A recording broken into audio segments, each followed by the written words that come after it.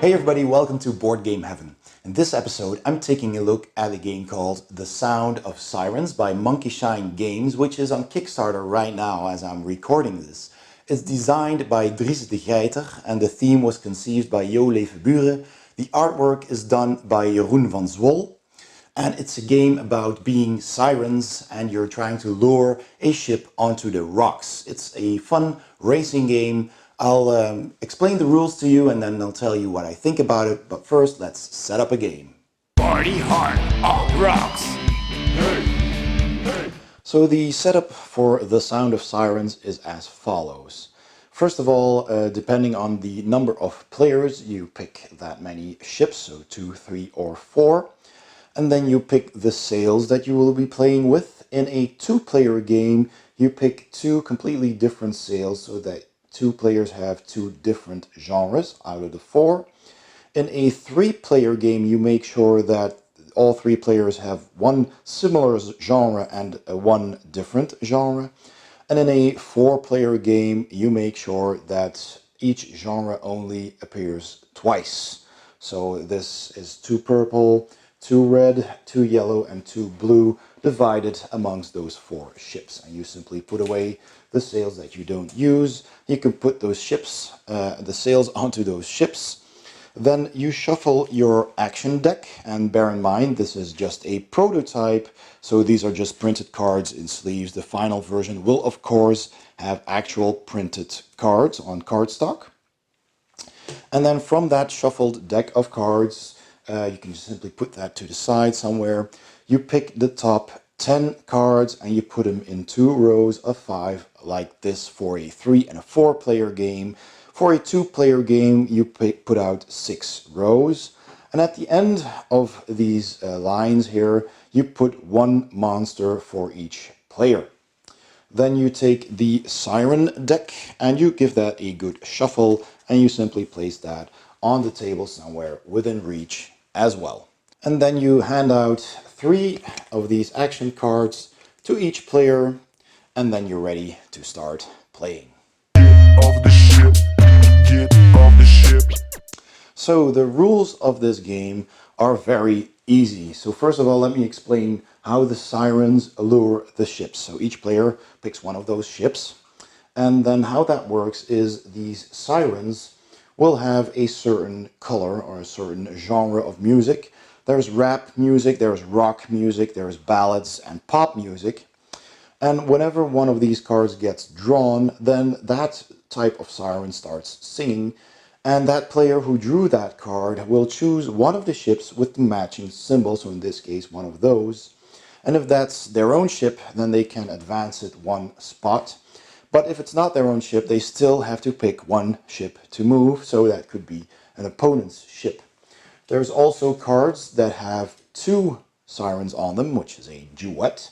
And that means that both of these symbols are being sung, and that means that that player has to pick a ship with either both of those symbols, so like this one, and then that ship moves twice, or if that's not possible, if it's blocked by a sea monster, then he has to pick another ship with one of these 2 symbols, but you can only move 1 ship. So as long as there is a match, you must move a ship. And if a ship cannot move due to being blocked by a monster, you must pick another ship. And if there is no ship to move, then you simply ignore the effect. Each player receives 3 action cards at the start of their turn. And during their turn, they can play as many actions as they want. And at the end of their turn, any cards that they didn't get to use or didn't want to use are discarded and they draw 3 new cards. Most cards you can only play during your own turn, but if a card has this lightning symbol, then that means it's a lightning action and you can use that in anyone's turn. So if at the end of your turn you've discarded all your cards and you draw 3 new ones and one of those is the lightning action card, then you can use that during the other player's turns. So let me first explain all the action cards that are in the game. So first of all, you have the Siren card. If you draw a Siren card and use a Siren card, you simply draw one of the Siren cards from the top of the deck, and you never know what it's going to be. You flip it over and you perform that song, and that is the ship that will be attracted. And then you move one ship. There's a double Siren card as well, which tells you to pick two cards, discard one, and use the other. So in that case, you flip over the top two, pick one of them, and then perform that song. So choose carefully. This action card lets you move any ship either one step forward or one step backward, so you can use it to your own advantage or pull back somebody else. This card lets you steal a card, a random card from somebody else's hand, so without looking you simply pick one of their cards. This card lets you draw 3 new action cards from the deck, and you can use them then right away, of course. This card, you pick a player, and that player has to discard one of their cards. This is a monster, and you can, if you draw a monster, you can put it anywhere on the grid on a free space, so you can put it in front of somebody who's ahead. And this card lets you move a monster from any spot where there is a monster to any available spot. And this card lets you destroy a monster. You simply pick it up from the table and you discard it, and you get to draw a card. So aside from monsters, there's also treasure chests, and a treasure chest you can play in front of you. You just simply put it in front of you like that, and that will hold extra cards for you. So during your turn, if you have treasure cards or you just played treasure cards, and at the end of your turn you notice that you still have a card left and you can't use it, or you don't want to use it, you want to keep it for later, you can slide it underneath one of these treasure cards, and each treasure card holds 1 card, and you can have a maximum up to 3 of these treasures. So then that means at the end of your game, when you discard all the cards in your hand that you haven't used, you can still hold on to some cards and use them later. And if they're a lightning action, then you can use them even during somebody else's turn by taking them out from under the treasure. There's also a card that steals treasure, possibly with cards underneath them, so be careful. Do not let them stay in front of you too long. Better is to use them, because other people can steal them from you, or worse, they can destroy them altogether with the card underneath it. So those were all the regular action cards. Let's take a look at the lightning action cards. So there are 4 different lightning action cards in the game, and this first one, as you will see, cancels the effect of one siren card. Even if it's a duet, the entire card is muted. This is an anchor which stops the movement of one ship for the rest of that turn, so not for an entire round, just for that turn. That ship can't move. This doubles the speed of a ship that moves, so if a ship is moving 1 or sometimes 2 spots, you can double that movement, even up to 4, by playing this card. And this card kind of turns back time, so this card cancels the effects of one action card. Come in the sea. So let's play a quick round as an example. So for example, I start out with these 3 cards, and I could say, okay, well, I've got a treasure chest, I'm just gonna play that in front of my area, and I can keep that for later and put a card underneath it.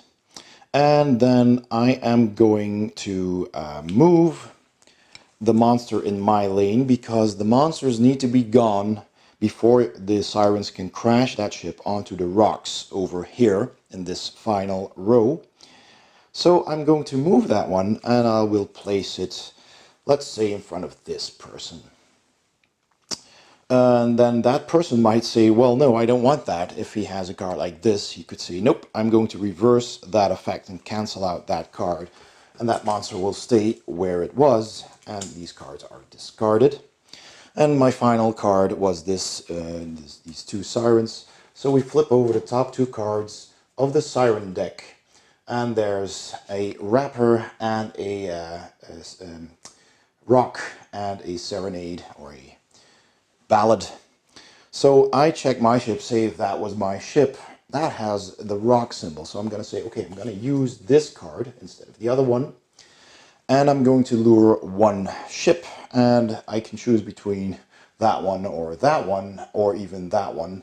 But obviously I want to move my own ship. So I'll move this one step ahead because it only matches one of the symbols. Had I been this player, then I could have moved my ship 2 steps ahead. Alright? So that card is played, it gets discarded. I keep my chest and I draw back up to 3 cards. And that ends my turn.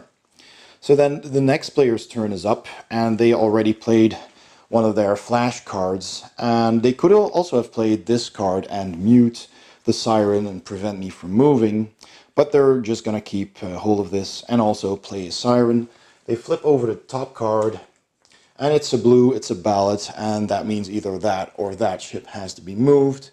And maybe that was this player, but they don't have a matching symbol, so they choose to move this ship because that one is already too far ahead. That gets, and they can also mute their own siren. So if that was not a desired effect, they could say, well, I drew that siren, but I'm going to mute her right away and keep that ship where it is. That is also a legal action, and they draw 3 new cards. So then it's the third player's turn, and they take a look at their cards. And okay, so they're first going to draw 3 extra cards. So 1, 2, and 3. And they got a lot of good cards here. I'll just put this in my area. So, alright, they have 5 cards. They don't have a treasure chest yet, so they're going to have to use them or they will be gone at the end of the turn. And that's kind of a shame because this one moves a ship double, but I don't, well, I could use this to move the ship. So if that player was this ship, they could move that ship 1 spot. And then they could say, okay, I'm going to use this flash card to double that movement. So if another player were quick enough to play this card, for example, they could say, oh no, you're not moving at all. You're staying where you are because you're anchored. That card also gets discarded. So then that player is out of options. They can still pick 2 players and force them to discard a card. And the last card they have left is this one. Well, it's the end of the turn, so even if they would anchor another player, then the turn ends and the effect is gone, because it only lasts the actual turn that it is played in. So then the 4th player's turn is up. They also played a flash card, so they're stuck with 2 cards. And they're gonna steal that treasure chest I had, and they just put it in their own area.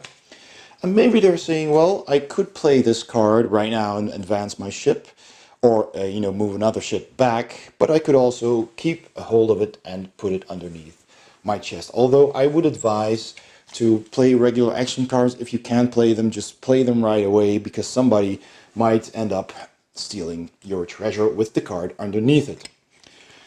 There is also a catch-up mechanism in play here. So if these ships are already, you know, somewhere ahead, and the person furthest back in the row moves, then whenever a person in the back is the last person to move into a row, then that player takes the 2 cards flanking the playing area that they just entered. They take a look at that those cards and they keep one. So for example, they want to discard this one and keep that. And if it's not their turn, they simply take that into their hand, because they could be moved by somebody else's effect. But if it is their turn, they can play it right away. So this player could say, well, I'm going to play that over here in this spot and block that ship. So that is the catch-up mechanism, and obviously when people are ahead, the others are going to try and focus on that player. So it's a really tight racing game. And that's basically all you need to know to play The Sound of Sirens. Let's go to my final thoughts. So my final thoughts on The Sound of Sirens. Well, let me start off by saying I really enjoyed playing this game. So first of all, the artwork by Jeroen van Zwol is excellent. I really love the artwork on all the cards. It's humorous, you know, it's a comic style. I really like that a lot. It's really colorful as well. The game really pops. I love the fact that these ships have these cards as actual sails. That is a really nice touch. And of course, this is the prototype. The actual game will have cardboard ships, but the wooden ships, as I understand it, will be available as an add-on, and that really looks good on the table. When you're playing this game, people will walk past and they will say, "Hey, what's that game you're playing with the boats?" And that is really wonderful. So aesthetically, this game is really fantastic. I really love the look of it. I love the artwork. And the theme is great. The ships, I really like that. So yeah, the theme by Jo Levenburen is also a lot of fun. I think the idea of being sirens and luring one of those ships onto the rocks is a fun take on the racing game. So that's good as well. The gameplay itself is really easy. It's easy to teach. It's easy to learn. You get this by playing one round and you already know what you do. You just have to explain what all the cards do. So that's really very simple and quick. And that's good because you can get started quickly. A game lasts about 15 to 30 minutes tops, and it plays well with 2, 3, and 4 players, although I had most fun playing it with 3 or 4 players.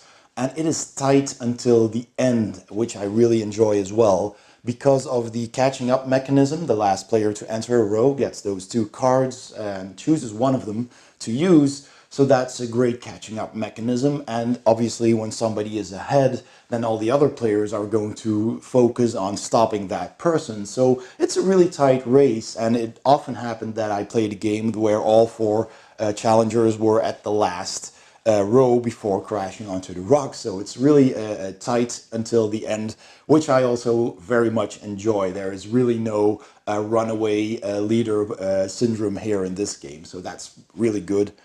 And all in all, I just had a blast playing this. It's a simple game, you know, it's a quick game, it's a filler game. It's not more than it pretends to be, but I personally love that. I like the fact that you can play cards out of your turn to thwart other players' plans, and you're anxiously waiting your turn again because you've got these cards and you're thinking, okay, if I can use these this way, then I will probably get ahead or maybe I can win. But then there's other people, you know, who are taking their turns before you. So anything can happen. And it's the luck of the draw, of course, but there's some clever things you can do and you can use the cards to your best advantage. So all in all, I very much enjoyed this game. I'm giving it a huge 2 fins up. And I would certainly suggest you go check that out on Kickstarter right now. I will put the link in the description below. And you can also, if you want to, try out a print and play copy of the game if you subscribe to the newsletter from Monkeyshine Games. I'll also put a link to that in the description. You can just subscribe and you will get an email after confirming to download the print and play version plus the rules so you can try it out yourself. And I highly recommend it. So that was The Sound of Sirens by Monkeyshine Games. 2 thumbs up. Thanks very much. I hope you enjoyed the video. Don't forget to like and subscribe, and I'll see you next time on Board Game Heaven.